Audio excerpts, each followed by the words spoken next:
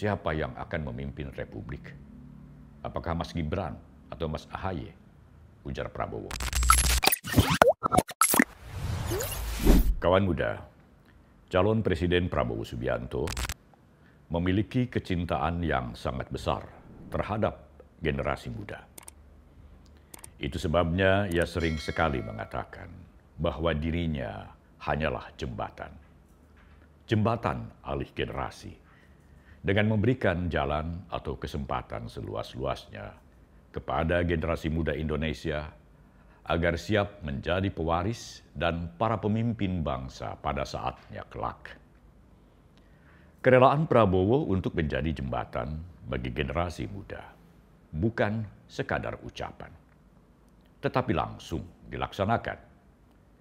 Keputusannya menggandeng Gibran Rakabuming Raka menjadi calon wakil presiden merupakan salah satu langkah konkretnya dalam mewujudkan komitmennya untuk menjadi jembatan bagi generasi muda. Ini merupakan langkah berani yang disepakati oleh seluruh pimpinan partai politik yang bergabung dalam Koalisi Indonesia Maju, termasuk Partai Demokrat yang sebelumnya sempat berada di Koalisi Perubahan. Bukan lantaran Gibran putra Presiden Jokowi, tetapi karena Gibran adalah seorang anak muda yang penuh inovasi dan prestasi, baik sebelum maupun setelah menjadi wali kota Surakarta. Gibran adalah representasi anak muda Indonesia yang kita sebut sebagai generasi milenial dan Gen Z. Gibran adalah bagian dari generasi milenial. Presiden Jokowi sendiri serta Ibu Iriana pada mulanya tidak setuju dengan keinginan Prabowo yang ingin melamar Gibran menjadi calon wakil presiden untuk mendampinginya. Tetapi setelah partai-partai Koalisi Indonesia Maju kompak mendukung keinginan Prabowo untuk melamar Gibran, dan Gibran sendiri siap mendampingi Prabowo, barulah Jokowi merestui. Konon kabarnya, Koalisi Perubahan yang dipimpin Anies Baswedan serta PDI Perjuangan pernah meminta Gibran untuk menjadi calon wakil presiden di pihaknya masing-masing. Namun Gibran menolaknya karena Prabowo sudah terlebih dulu menyatakan minatnya untuk mengajak Gibran.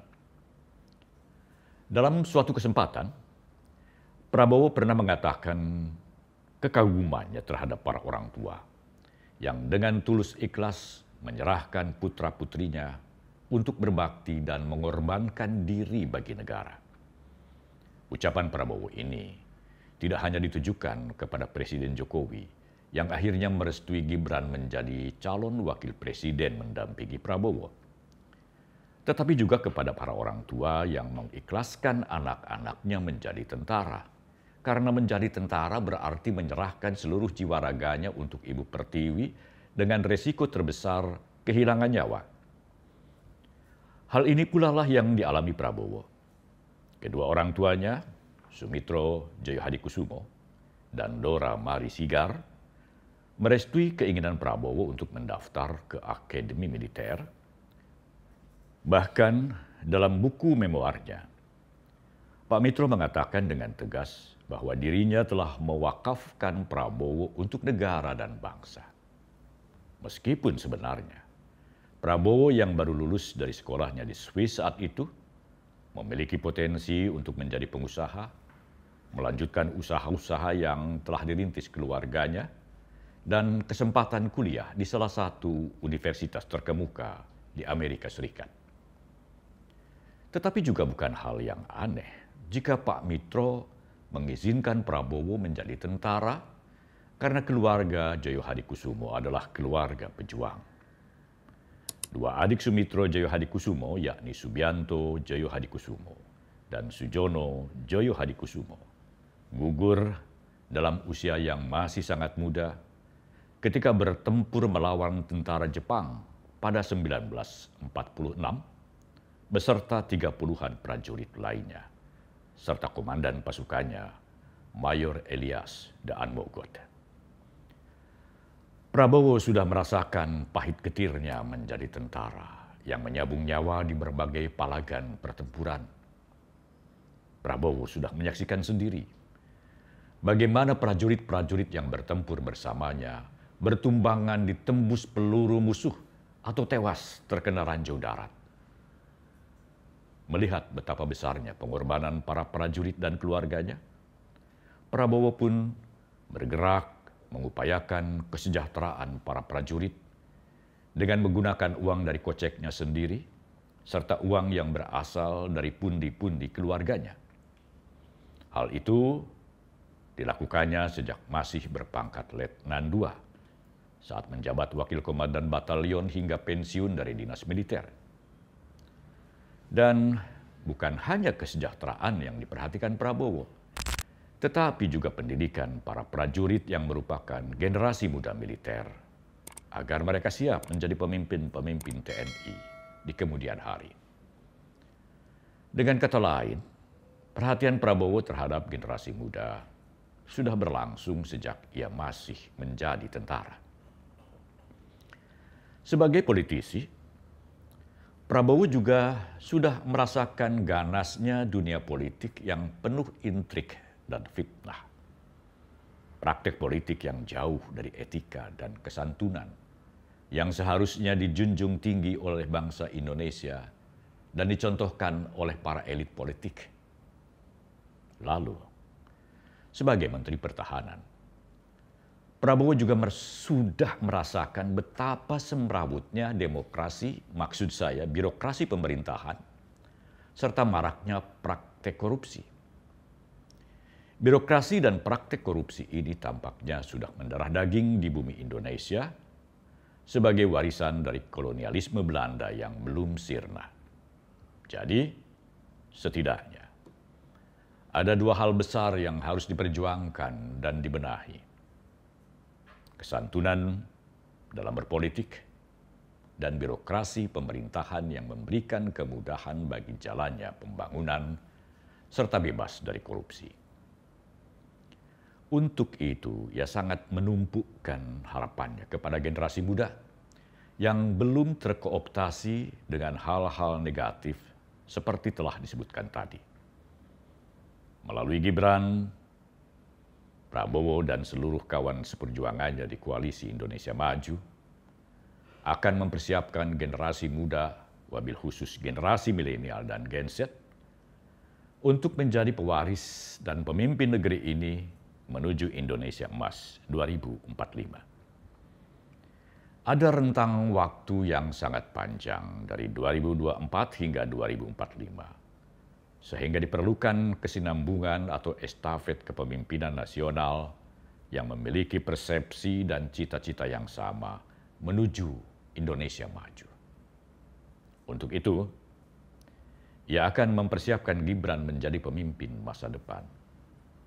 Tetapi jangan keliru. Bukan hanya Gibran yang dipersiapkan Prabowo menjadi pemimpin masa depan, tetapi juga tokoh-tokoh generasi muda lainnya seperti Agus Harimurti Yudhoyono atau AHY yang telah dilantik Presiden Jokowi sebagai Menteri Agraria dan Tata Ruang, Kepala Badan Pertanahan Nasional atau ATR BPN. Calon Presiden Prabowo Subianto mengatakan Gibran dan AHY adalah tokoh-tokoh generasi muda yang akan menjadi pengganti generasi yang hari ini tengah tampil memimpin Indonesia. Mungkin saya tidak tahu siapa yang akan memimpin Republik. Apakah Mas Gibran atau Mas AHY? Ujar Prabowo.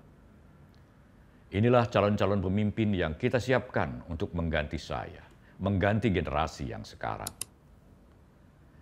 Tentu saja, bukan hanya Gibran dan AHY yang dipersiapkan menjadi pemimpin masa depan.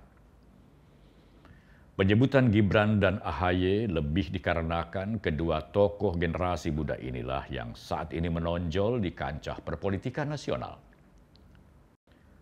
Prabowo, seperti yang dijanjikannya, hanya akan berperan menjadi jembatan alih generasi. Dan tentu pula bukan hanya Prabowo yang berperan menjadi jembatan, tetapi juga teman-teman seperjuangannya dari Koalisi Indonesia Maju baik dari generasi seangkatannya yang disebut generasi baby boomers, maupun generasi sesudahnya yang disebut generasi X. Semoga Allah meridhoi mereka.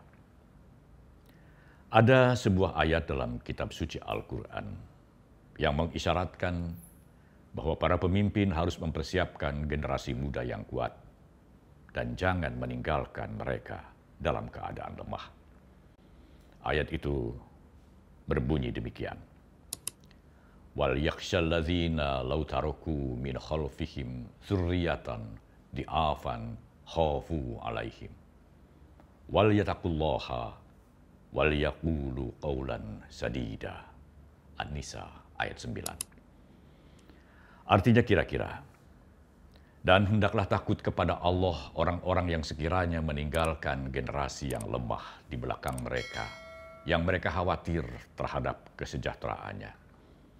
Oleh karena itu, hendaklah mereka bertakwa kepada Allah, dan hendaklah mereka berbicara dengan tutur kata yang benar. Sampai di sini dulu kawan muda. Salam min maut. Prabowo Gibran, Man of Our Time.